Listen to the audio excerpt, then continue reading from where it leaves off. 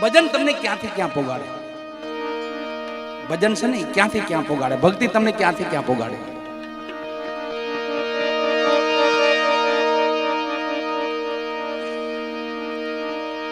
સંતો તો એવું કે છે, ભલે ગૌ અત્યારો હોય, બ્રહ્મ અત્યારો હોય, સ્ત્રી અત્યારો હોય, બાળ અત્યારો હોય, ગમે તેવી હોય, પણ એકવાર અમારા ચરણે આવી જાય, એકદાન પ્રભુના ચરણે થઈ જાય, એકવાર માં ભગવતીને ચરણે થઈ જાય એટલે તારું બધું.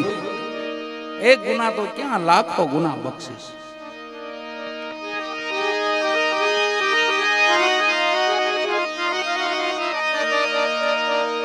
એમ મહાપુરુષો આપણા બધા ભજનમાં જોઈજો, બિગડે સો બન જાવે, સમજ કર બિગડે સો બન જાવે. બધા બગડ ગયેલા હતા, એમાંથી બધા મહાપુરુષો જેસલજી જો તો ક્રોધનો કોઈ પાર નહીં, એટલો તો ક્રોધ જેનો છેલ્લે ભાણેજ ને બેન ને એને છોડ્યા.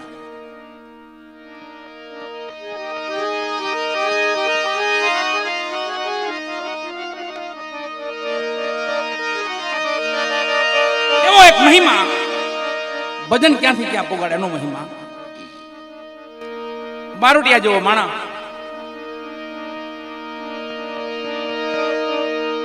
સિકંદર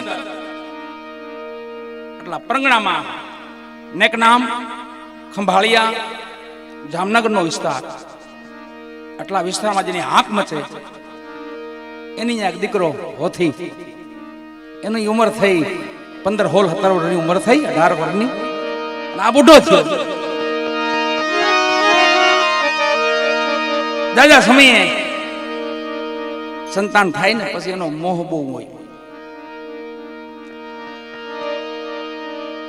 પણ પોતે બારવટિયા જેવો માણસ લઈને દીકરાને કીધું, બેટા આ પરંગણામાં આપણું નામ છે.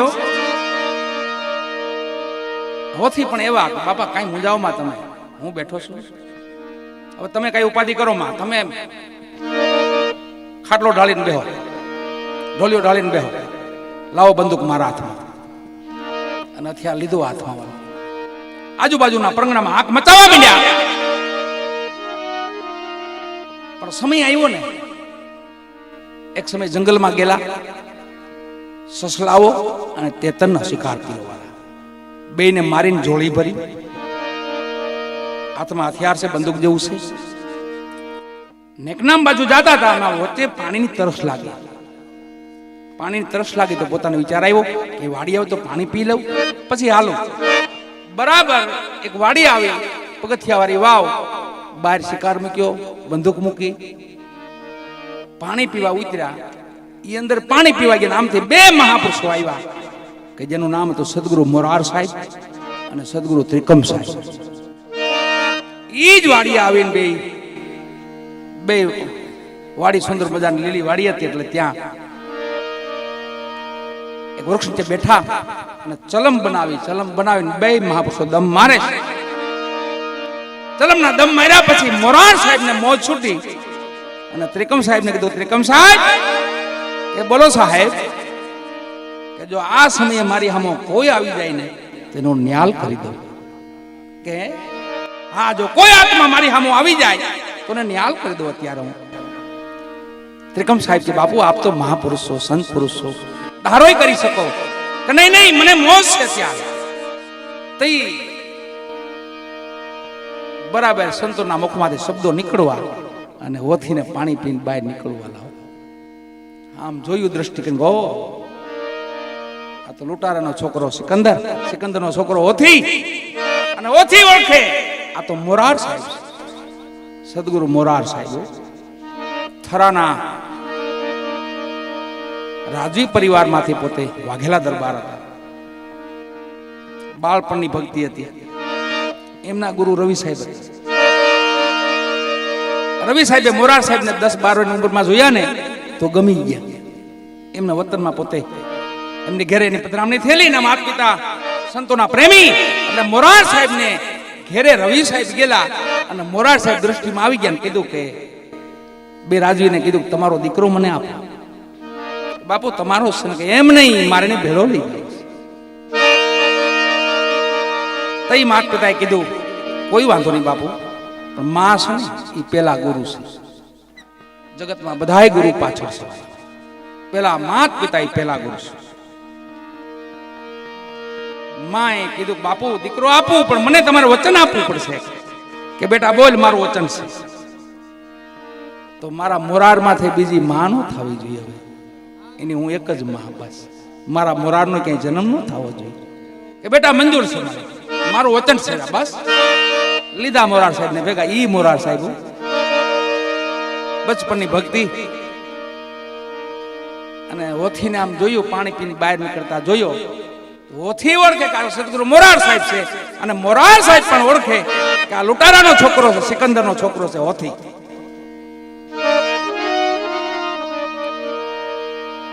પણ શબ્દો મુખમાંથી વચનો નીકળી ગયેલા. નિહાલ કરી દઉં. બોલાયો ભાઈ, બેટા હોથી. હા બાપુ. અહીંયા આવો બેટા, અહીંયા આવો, પાંચ બે. હવે એ સમય આભડસટનો જમાનો, આથી 200 હવા 200 વર્ષ પહેલાની વાત છે. મોરાર સાહેબ ને 200-250 વર્ષ થયા. આભડસટનો જમાનો. હોથી થોડોક છેટો ઉભો રહ્યો. બાપા હુકમ કરો, કાંઈ કામ હોય તો કયો, હું અહીંયા ઉભો છું, મારે જવાનું છે. બેટા જાઈએ પછી, પેલા અમારી પાસે બે. પણ બાપુ હું મુસ્લિમનો દીકરો છું. અરે ભલે કોઈ પણ નો દીકરો હોય, અમારે શું, સાધુને એવું કાંઈ ન. બેટા આવો અહીંયા પાસે બેહાડ્યો અને ચલમ લાંબી કરી બેટા દમ લગાવ્યો. તો બાપુ હું તો કોઈ ચલમ પીતો નથી. બેટા સાધુનું માન રાખ દે, આજ લે લગા. એક બે વાર કીધું તો લાંબો હાથ કર્યો ને લીધી ચલમ હાથમાં.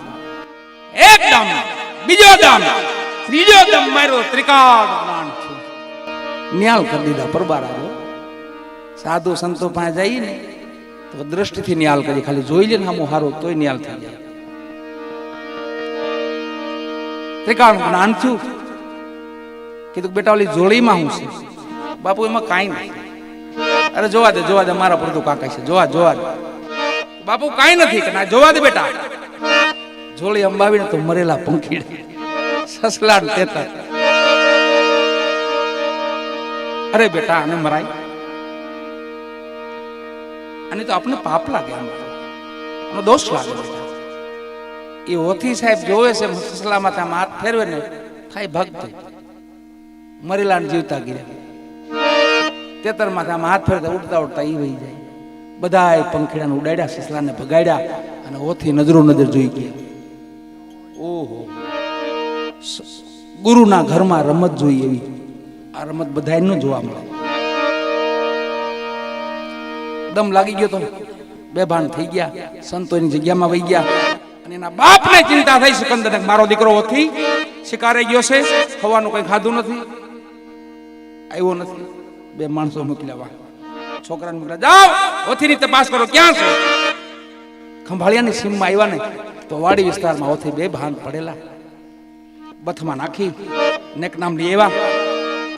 હાકીમોન, ભુવાન, વૈદોન બધાને તેડાવ્યા. બધા નજરું બાંધ જોવા માંડ્યા, અટકળ બાંધવા માંડ્યા. બધા કોઈ કે ચોકીમાં પગ પડી ગયો, કોઈ કે વળગાડ છે, કામ અટકળ બધા બાંધવા માંડ્યા. એ માયલું કઈ હતું જ નહીં. સંતોની કૃપા થઈ, દયા થઈ. એક ઓરડામાં પૂરી દીધા. છેલ્લે પછી ધીમે ધીમે ધીમે ધીમે 2-3 મહિને બહાર નીકળ્યા. બહાર નીકળીને ઓટે બે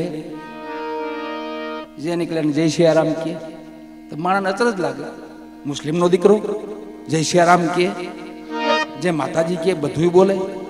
અને જ્યાં ભજનનો અવાજ સાંભળે ત્યાં આવી જાય, ત્યાં જઈને બેહે. માણસોને અચરજ લાગે કે આ ભજનમાં એક લોટારા જેવો માણા, બારોટિયા જેવો માણા, આ ભજનમાં ધીમે ધીમે ભજન ગાવા માંડ્યા પોતે. પછી બધા વરણમાં જતા હતા. અને મુસ્લિમની જમાતના માણસો, જ્ઞાતિના માણસો એને કીધું તમે બધે જઈજો, પણ હરિજન સમાજમાં ભજનમાં ન જતા કોઈ દી. એની આપણે આભડસટ લાગે, નકર તમને જમાતમાંથી બહાર કાઢવામાં આવશે, નાત બારા મૂકવામાં આવશે. સિકંદર એક તો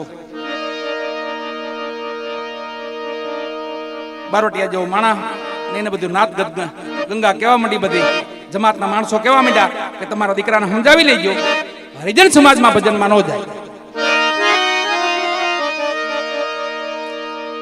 એમાં બરાબર જમાતના માણસો ઉભા છે, સિકંદર ઉભા છે, હોથી ઉભો છે, ને એમાં 2 હરિજનના છોકરા આવ્યા. કે ઓથી બાપુ? તો કે હા બાપા, અમારે અહીંયા રામાપીરનો પાઠ છે આજ, તમારે ભજનમાં પધારવાનું છે. વાયક લીધું હાથો હાથો. જમાતના માણસો ઉપર તમને નાનો પાડી નહીં જવાનું, તમને આથી નાત બારા મૂકવામાં આવે છે. અને અથોત વાયક લીધું. બે બાપ દીકરો ઘરે ગયા, એક કટોરો કમલ ઘોડ્યું. એનો બાપ કે તું આજ વાયકમાં જાય છે, ભજનમાં જાય છે, હું આજ અમલ પીને આજ હોઈ જવાનો છું. આ તારા ઠપકા મારે કાયમ કેટલા સાંભળવા. બે બાપ દીકરો વાત કરે ને તો જમાતના માણસો 5 બોલાવા આવ્યા. કે સિકંદર બાપુ તમને બોલાવે છે. જમાતના માણસો બોલાવે છે, હાલો ત્યાં. એ કટોરો એમને પડ્યો રહ્યો અને જમાતમાં ગયા ને આ બધી વાતો હાલતી હતી. હજી એક તમને કઈ જાત તમને નાતબારા મૂકવામાં આવે, તમે સમજતા નથી. એ થોડીક વાત કરીને પાછા ઘરે આવ્યા તો ઓથી કટોરો પી ગયા. આખો અમલનો કટોરો પી ને ઢોલિયામાં તો ઢળી પીડ્યા. આમ સિકંદરે જો ઓહો, જે મારે કટોરો પીવાનો હતો એ મારો દીકરો પી ગયો.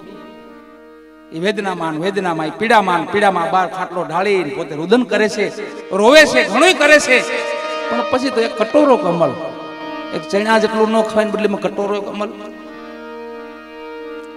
અને રાતનો મધરાતનો ગજર ભાંગ્યો વાલા 2 વાગ્યા અને ઉપરથી અવાજ આવ્યો આમ થયો, અલાહો નબીજી રામ રહીમાન એક કરી જાણો, સમૃદ્ધ સુધરે મનખા મેરા, તુહી નબીજી તુહી નબીજી તુહી. એના બાપે સિકંદરે આમ કાન માંડ્યો કે આ તો મારા દીકરા ઓથીનો અવાજ લાગે છે. વરી કમાડ ખોલીને ઓરડો ખોલીને જ્યાં જોયું તો ઓથી હોતેલો જ આવો. ઓથી અહીંયા છે, કોણ ગાય છે? 2 છોકરાને બોલાયો, ભાઈ જાવ તો કોણ ગાય છે, જાવ તો ત્યાં. છોકરા જ્યાં ગયા હરિજન સમાજમાં જ્યાં ઓહરીમાં જોયું ને, ખોળામાં એક તારો પીડ્યો છે ને, એ વેરાગ લાગ્યો ગુરુની વાટડીએ, હાલો જાય હરિજનની હાટડીએ. એવી લહેર લાગેલી. છોકરા જોઈને ચક પામી ગયા, ઓહો આ તો ઓથી બાપુ. દોડીને ઘરે આવ્યા, સિકંદર બાપુ આપણા ઓથી બાપુ ગાય છે. અરે હું કયો? હા બાપુ, હા અમે જોઈને આવી છીએ ને. એમ ઓરડો ખોલીને બધા હું તો ઈ કોણ? તો ન્યાય હોતી. બાપુ અમે ખોટું નથી બોલતા, પાછા બીતા બધા. બાપુ ખોટું નથી બોલતા, તમે ભેગા આવો જો. કડિયારી લાકડી લીધી હાથ મારા ડાંગો. આ તો એની ખેર નથી, મારો દીકરો જાદુગર બની ગયો. 2 રૂપ ધારણ કરવા માંડ્યો, પણ આજે એની ખેર નથી. ઉપાડી લાકડી હાથમાં આવો. હરિજન સમાજમાં જઈને ત્યાં જોયું તો હોથી બાપુ. ખોળામાં એક તારો પીડો, વેરાગ લાગ્યો ગુરુની વાટડીએ, હાલો જાય હરિજનની હાટડીએ. બાજુમાં જઈને આમ બાવડું પકડીને આમ ખેંચ્યા જાય. અગ્નિને ડાઈ ગઈ. અગ્નિને ભૂલ માંડો ને તોય બળો, સાઈન અડો તોય બળો. અખતરો કર્યો, સાઈન અડશું ને તોય બળશું, અને ભૂલમાં જોડાઈ જાય તોય બળશું. સત્યને ડાઈ ગઈ. એને ત્રિકાળ જ્ઞાન છું. 80, 85, 95 વર્ષે 90 વર્ષે એને ત્રિકાળ જ્ઞાન ઓળખી ગયા. આ તો મારો નાથ છે, ભગવાન છે. અને એ હોથી નહોતા, એ દ્વારકાધીશ હતા. હોથી વાયક લીધું હતું ને, એટલે દ્વારકાધીશ એનું વાયક પાળવા માટે હોથી બનીને ભજન કરતા હતા. એને ત્રિકાળ જ્ઞાન જો, અરે મારા બાપ તમે અહીંયા, કે મારો ભગત ક્યાં? કે પ્રભુ તો એક કટોરો કમલ પીને હોતું, હાલ મને ન્યા લઈ લે. ભગવાન એનો બાપ સિકંદર આવે ને હોથી સામું જોયું ને તો કે બેભાન અવસ્થામાં હોથી પડેલા. માથે ભગવાને હાથ ફેર્યો, હોથીને બેઠો કર્યો. અને ઈ સમયની વાણી હોથી કહે છે,